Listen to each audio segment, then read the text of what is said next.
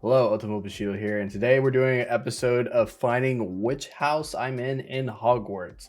Knowing that Hogwarts is coming out in February 10th, 2023, and next year, I need to prepare myself and get myself a uniform for whatever Hogwarts I am for the video. But in order for me to find out which house I'm in, I gotta log into the Wizarding World to find out which house, what is my Patrona, and what is my wand.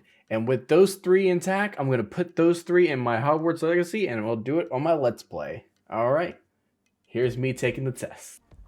Discover your house. All right, let's get started. Let's discover my house. Dusk or dawn? I love dusk. Dusk or dawn? I love the night. I love the night. If you were attending Hogwarts, which pet would you choose to take with you? A cat, some toads, or owl? I'll take an owl. I love owls. I love birds. If you were attending Hogwarts, which pet would you take with you? Barn owl, towely owl, snowy owl, screeching owl, or brown owl? I will take a screech owl. Once every century, the flutterby bush produces flowers that adapt their scents to attract the unwary. If it lured you, it would smell of the sea, the home, a crackling log fire, or fresh parment. I mean, if I hear crackling log fire, it's not gonna drag me in. And if it's a fresh parment, it's not gonna drag me in. If it's the sea, it's definitely not gonna drag me in. If it smells like home, yeah, that'll drag me in. How would you like to be known to history? Great, wise, bold, good. Crap, I don't know. Okay, he was great. No, he was wise. What do I want to be known for? Being wise or great? Nah. He was bold. Yeah, he was bold, dude. You did shit you never seen. Man, he was good. He was so good. Kind and charismatic. He put himself over others. I'd probably be bold. He was able to take bold steps. Okay, which of the following do you find most difficult to deal with? Loneliness, boredom, hunger, being ignored, or cold? Most difficult to deal with is probably boredom. Maybe. Hunger, I always eat every day. Being ignored, I don't really care. Being cold, yeah, it's probably being bored. You and two friends need to cross a bridge guarded by river trolls who insist on fighting one of you before he will let all you lets all you pass. Do you volunteer to fight, attempt to confuse the troll into letting all three of you pass without a fight, suggest that all three of you should fight without telling the troll, or suggest drawing lots to decide who would fight? No, I'll be like, bitch, fight me. All right, let's go. I'll be like, bitch, no, fuck that, fight me. Which of the following would you most likely study? Mer people, centaurs, werewolves, vampires, goblins, trolls, or ghosts? Vampires are just like, I'ma suck your blood, blah blah blah. I don't say blah blah blah. If I had to take it from heart, I'm not gonna study about the people in the water. That's a definite no. Centaurs, I don't really care. Half man, half horse, don't care. Werewolves and vampires are most likely. Trolls or goblins, nah. I wouldn't study them, not interested. Trolls, not interested. It's either between ghost Vampires or werewolves? I would probably do werewolf because I like to stay out during the night. And so do vampires too, but they can't be out during the sunlight. So I'll do werewolves. Choose heads or tails.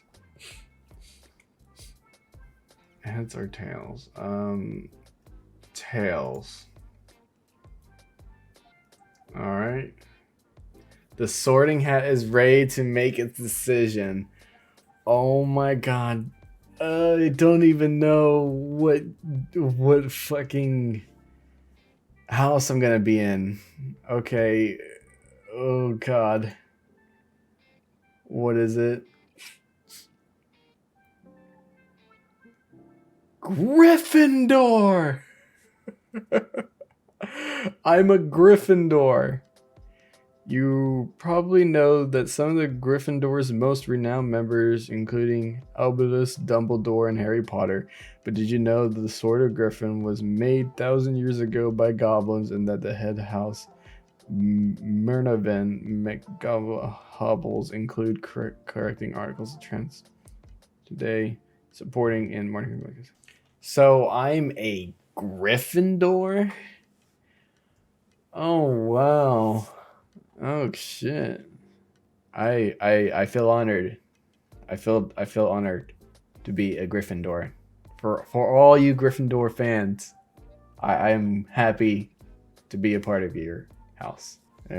Slytherin, Hufflepuff, and Ravenclaw. Sorry. It's just not who I am. I'm a Gryffindor. Alright, let's figure out what our patroness is.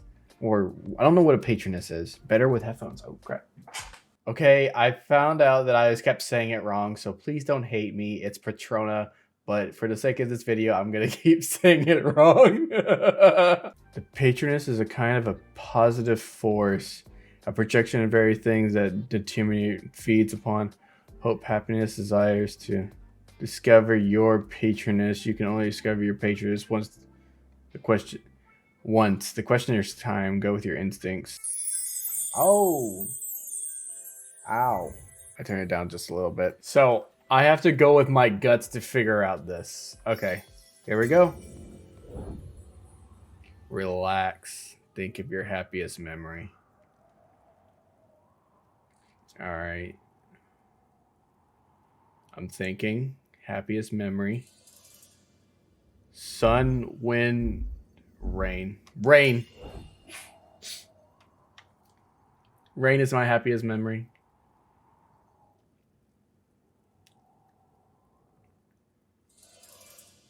Salt or sweet? Sweet. I like sweet. Or it might be wind is my happiest memory.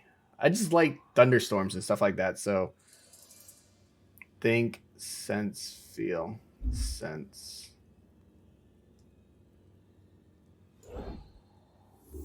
You must answer quickly. Think of your happiness thoughts and try again.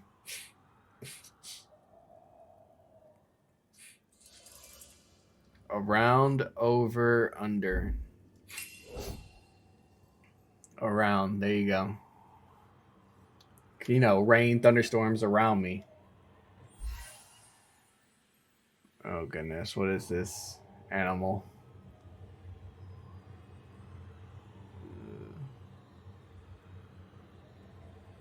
Why is it so scary? Silent or speak? Silent. I don't speak as much. I like it quiet.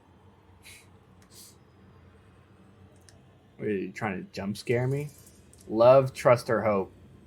Trust. Trust. Wait, your patroness is an unusual one. Another question is needed. Another question? Alright, what is this question? Hunt or create? I want to create.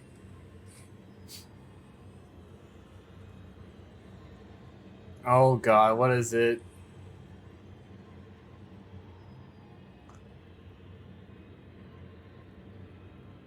Click and drag and release. Click and drag, release.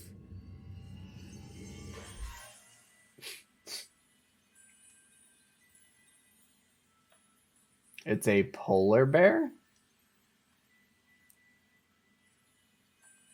Huh. I don't know how I feel about a polar bear. But what does polar white polar bear mean? I'm definitely not common. And I'm definitely not the rarest. So am I in between and all? Okay. Polar bears are master of camouflage, being symbolic of malice, cutting, strategy, and adaptability. The eminent people even took note of their very human-like body language, how they walked it, and saw them as physical embodiment of human souls before they went on to the next life. Having a polar bear as your patron mean you find comfort and adaptability. You are a resourceful Slytherin who can always make do with whatever you have and deal with whatever bad situation comes your way. Your guardian's talent for strategy, which can be seen in its pendant and mythological hunting, is also a well expressed in Slytherin. If there's something you really want, you're willing to wait for it.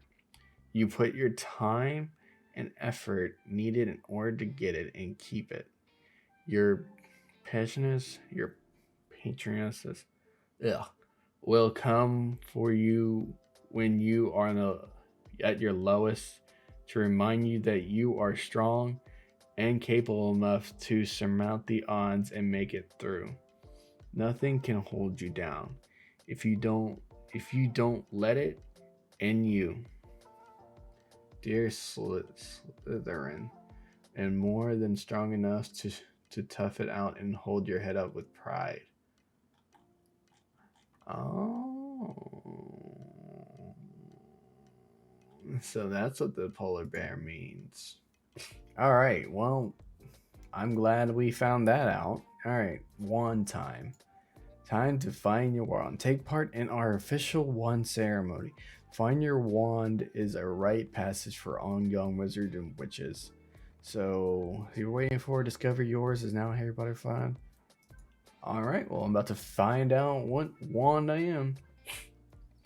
First off, would you describe yourself? First off, would you describe yourself as tall, short, average height? I just. What is your eyes? It's pretty much brown. Was the day on which you were born even? Do you most pride yourself on your determination, originality, optimism, kindness, resilience, intelligence, or imagination? Resilience is a process of outcoming successfully adapting through challenging life experiences, especially through mental, emotional behavior. Yep. Okay. Well, it's resilience. It's resilience. Traveling alone down a desert road, you reach a crossroad. Do you continue? Left towards the sea, right towards the castle, ahead towards the forest. Probably go towards the castle. Do you most fear fire, small spaces, darkness, isolation, or heights? I'd probably be small spaces. In a chest of magical artifacts, which would you choose? A silver dagger, a golden key, a dusty bottle, an oriented mirror, glittering jewel, a bond scroll, or black glove. In a chest of magical art. Probably black glove. I would probably choose the black glove. What kind of wand do I get? Maple wood with a unicorn cord 12 and a riggedy flexibility. What kind of wand is this? I have often found those chosen by maple wands are by nature travelers and explorers. They are not stay at home wands and prefer ambition in their witch and wizard. Otherwise, their magic grows heavy and lackluster. Fresh challengers and regular changes of scene cause this wand to literally shine, burnish itself as it grows with its part. Wait, what is this wand? Burnishing itself as it grows with its partner in ability and its status. This is a beautiful and desirable wood, and one quality maple has been among the most costly for centuries. Wow.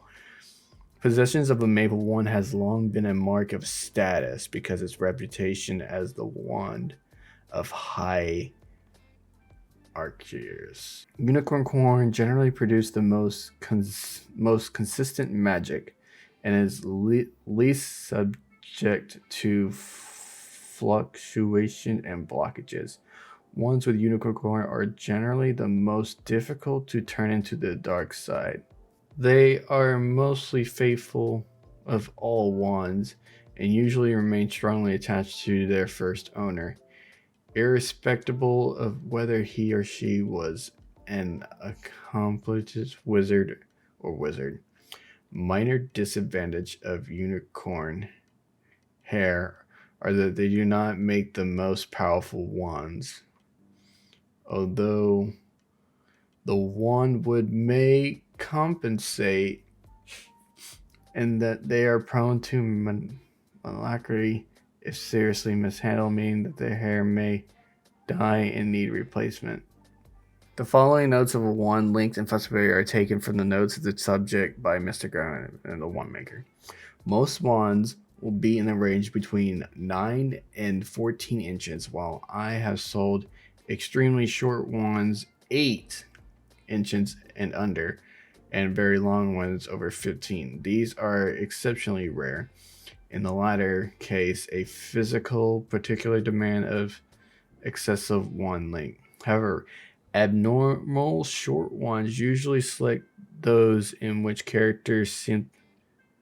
those characters something is lacking, rather than because they are particularly undersized. Many small witches and wizards are chosen by long wands. Okay. Regular flexibility. The following notes of a wand flexibility are taken from note from the subject. Wand flexibility or rigid denotes the degree. Wand flexibility and rigid denotes the degree of adaptability and willingness to change possessed by the wand and owner pair.